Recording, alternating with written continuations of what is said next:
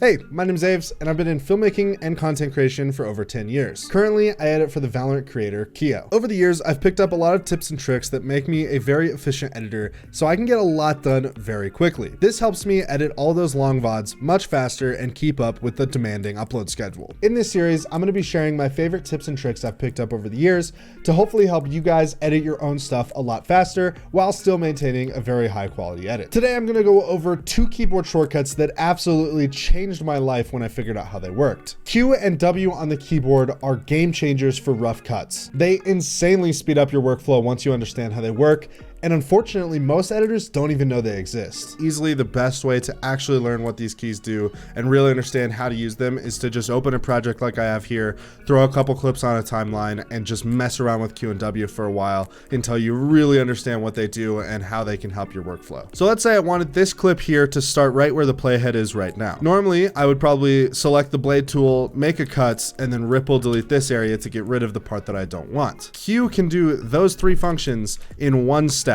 The best way to think about this is you're getting rid of a gap, and this gap is going to be in between the last edits and the playhead for Q. Q is going to go backwards or left on the timeline, and an easy way to remember that is that Q is left of W on the keyboard. For Q, it's going to basically make a cut here and then delete the area between the playhead and the last edit. If I just really quickly hit Q on the keyboard, you'll see that happen. Q is going to make a cut and ripple delete to the left of the playhead. So if your playhead is here, it's going to delete everything on this side of the playhead up until you have another edit.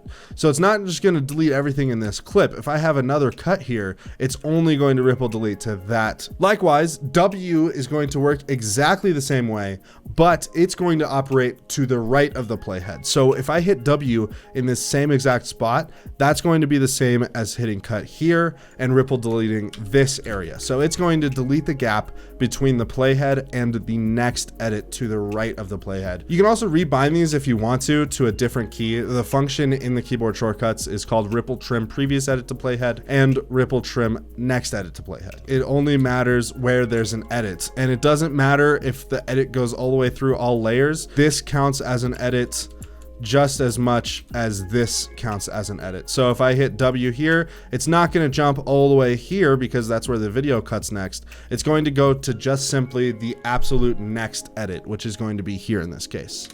Likewise, Q is not going to go all the way back here because it's the next edit that goes through everything. It's simply going to go to right there. This applies to all layers that are highlighted over here. So if I hit Q right now, it's going to delete everything from the left of the playhead up until this next edit here on both layers, as you see there. An edit counts on any layer of the timeline. So this here counts as an edit technically. So if I hit Q now, it's again going to affect both layers, but it's going to put it here instead of all the way back here because this is just simply the closest edit to the left of the playhead.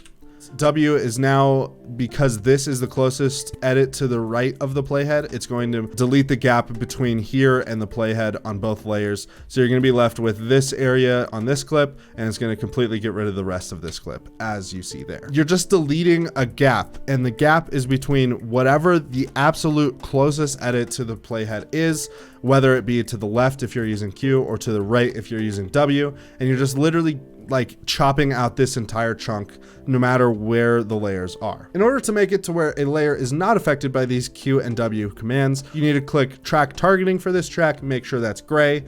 You next need to turn off the sync lock and make sure there's a slash through it. Q and W are now not going to work for this track, and this is not going to count as an edit to the Q and W tool. So it's only going to go to the next or previous edit on tracks that it affects. This is technically an edit on the timeline, but because it is deselected, it's going to override this and go to the next closest.